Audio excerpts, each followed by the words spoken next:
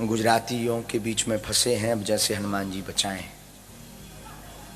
खूब आनंद है, खूब, कोई दिक्कत नहीं इस बार तो बड़ा आनंद है। और सच बतावें सबसे बड़ी प्रसन्नता यह है कि कई साल आपको भारत छोड़े हो गया पर अपनी संस्कृति और अपने सनातन को नहीं त्यागा, यही हमारा सौभाग्य है।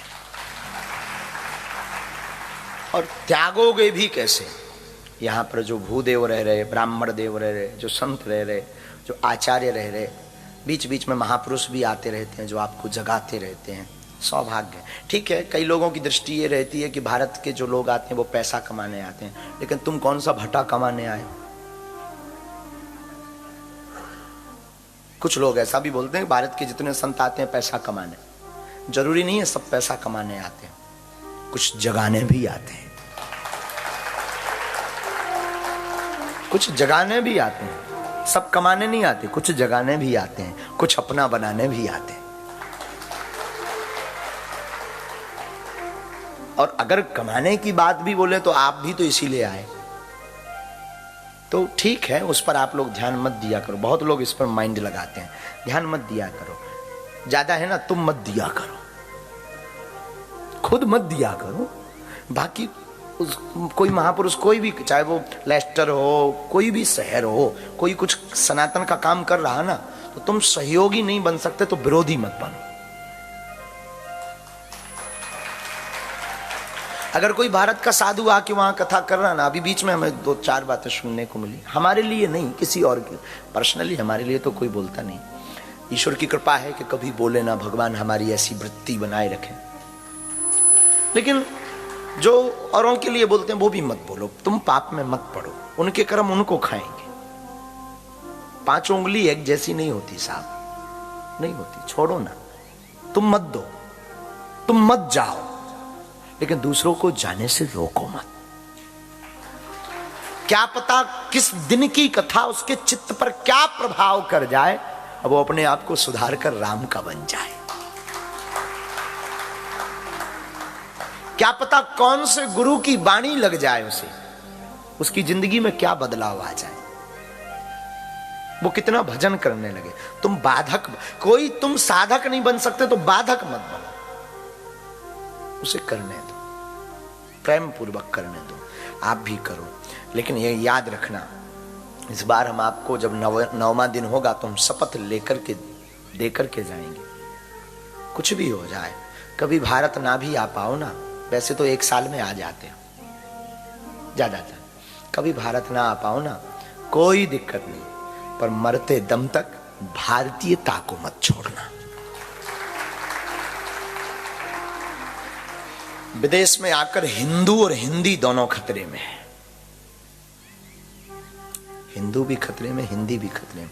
आज वैसे तो कल एक जो बहुत बड़ा उपद्रव हुआ उसके लिए ईश्वर से शुभकामना कि शांति सौहार्द्रता बनी रहे, कोई विरोधाभास ना हो।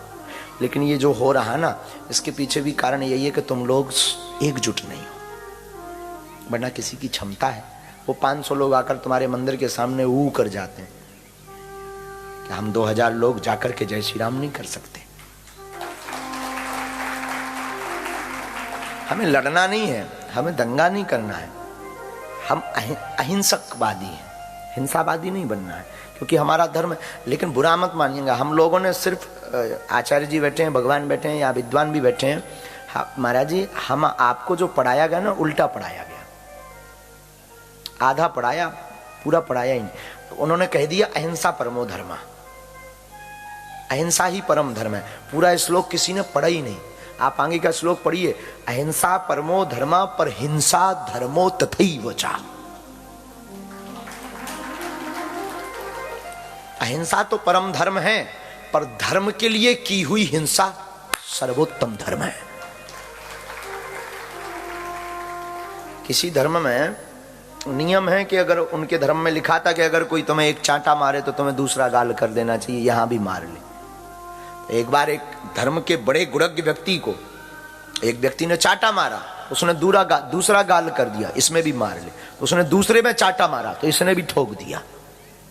तो उस व्यक्ति ने कहा कि तू तो बाइबल पढ़ता है और बाइबल में लिखा है कि कोई एक गाल पर चांटा मारे तो दूसरा कर देना चाहिए। तो बोले सुन, यीशु ने ये लिखा है कि इस गाल पर कोई चांटा मारे तो दूसरा कर दे, पर दूसरे पर मारे तो उसके आगे कुछ नहीं लिखा। ये तो लिखा है एक गाल पर कोई चांटा मारे तो दूजा कर दे, पर कोई दूजे पर मारे तो फिर नहीं लिखा। फिर ये लिखा कि तू निपट लेना। तो अहिंसा परमो धर्मा तो तुमने पढ़ा, इसके आगे का नहीं पढ़ा। हिंसा धर्मो तथैव चा। कोई धर्म पर उंगली उठाए, तुम्हारे अस्तित्व पर उंगली उठाए, राम तुम्हारे पूर्वज हैं, तुम्हारे बाप हैं, और कोई तुम्हारे पिता पर उंगली उठाए, तुम्हारी सनातन संस्कृति पर उंगली उठाए, तो उसके लिए एकजुट हो जाना कोई हिंसा नहीं है, अहिंसा है। अरे एकजुट हो, बहुत जरूरत है। और बुरा मत मानिएगा, हम लोग कहते हैं और सुनते हैं पर करते नहीं है। कितने लोग बैठे, ये बात कितनी बार नहीं सुन चुके होगे तुम, पर आज तक माने नहीं। कुशल है भारत जब आजाद हुआ तब व्हाट्सएप नहीं था, वरना फिर युद्ध करने कोई आता नहीं, व्हाट्सएप पर ही लड़ाई करता था। ये मैसेज 10 लोगों को फॉरवर्ड करो, अंग्रेज अपने आप भारत छोड़ जाएंगे। कुशल है, भगवान की कृपा है। अब बातों से काम नहीं चलना है मेरे साधु। रामचरितमानस को संजोकर रखना है ना, रामायण को संजोकर रखना है, तो रामायण का सब प्रसंग पढ़ना, तो धर्म युद्ध भी पढ़ना। राम ने रावण का वध धर्म युद्ध के लिए ही किया है। हम किसी की वध की बात नहीं कर रहे, एकजुटता की बात कर रहे हैं, हम हिंसा की बात नहीं कर रहे। इसलिए सब एकजुट हो। दशरथ जी के यहाँ पाती गई, बारात चली, और विश्व का पहला ऐसा दूल्हा है जो बारात के पहले आ चुका, वो राम जी है। विश्व के पहले ऐसा दूल्हा है जो बारात के पहले आ गए। बाकी दूल्हा सब बारात के साथ आते हैं, पर दुनिया के पहले ऐसे दूल्हा हमारे राम जी हैं कि बारात बाद में दूल्हा पहले। वो गई ही नहीं, वहीं सब सिस्टम हुआ, धनुष तोड़ा, शादी पक्की।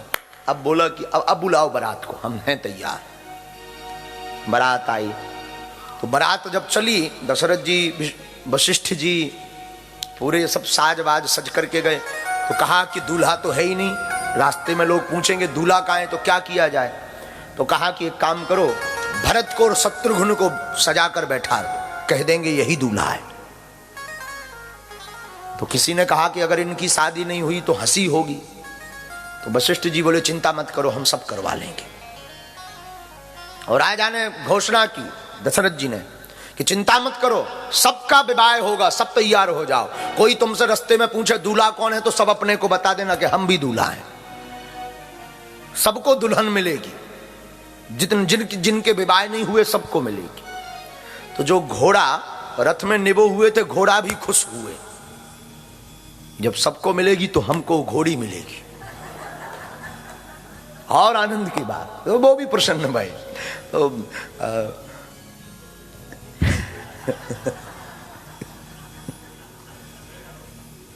हरि बोल, हरि बोल। साहब बारात तैयार हुई, भरत जी, शत्रुघ्न जी, वशिष्ठ जी, महाराज दशरथ जिस नगर से गुजरे तो उस नगर में वहां के राजा स्वागत करें। कौन? महाराज धर्म चक्रवर्ती सम्राट दशरथ जी अपने पुत्र का विवाह करने के लिए जनकपुरी जा रहे हो। लोग पूछे भाई दूल्हा कौन है, तो सब इशारा कर दें ये दूल्हा है, बाकी सब अपने अपने को भी बता दें हम भी दूल्हा है।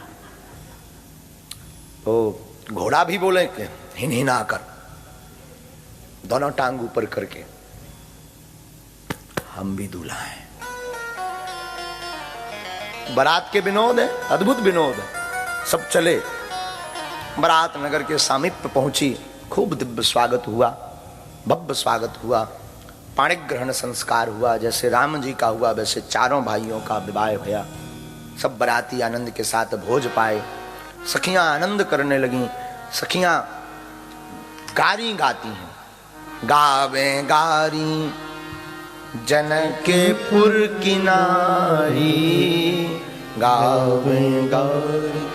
सब सखियां विनोद कर रही हैं।